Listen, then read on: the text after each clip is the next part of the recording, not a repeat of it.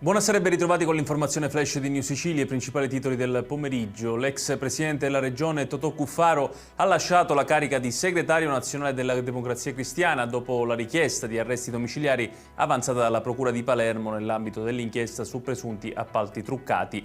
Decisione irrevocabile nel segno del rispetto per il partito e delle istituzioni, ha dichiarato Cuffaro.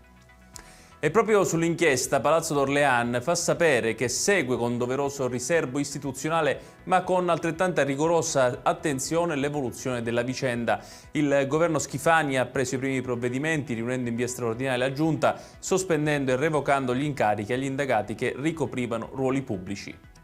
E sul caso si è espresso anche Giuseppe Conte, leader del Movimento 5 Stelle, che ha spiegato che quello che sta succedendo con il governo della regione siciliana è uno scandalo a cielo aperto. Conte ha annunciato un sit-in sotto Palazzo d'Orléans martedì 11 per chiedere le dimissioni di Renato Schifani.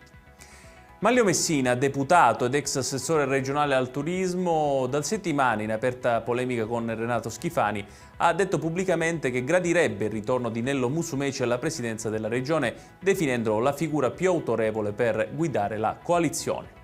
Chiudiamo con il meteo, finita la tregua, torna il maltempo in Sicilia, la Protezione Civile ha diramato un'allerta meteo gialla per piogge temporali su tutta la regione.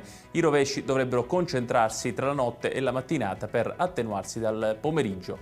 Ed è tutto per questa edizione, tutti i dettagli su queste notizie li trovate come sempre sul nostro sito www.newsicilia.it. Grazie per averci seguito e buon proseguimento di serata.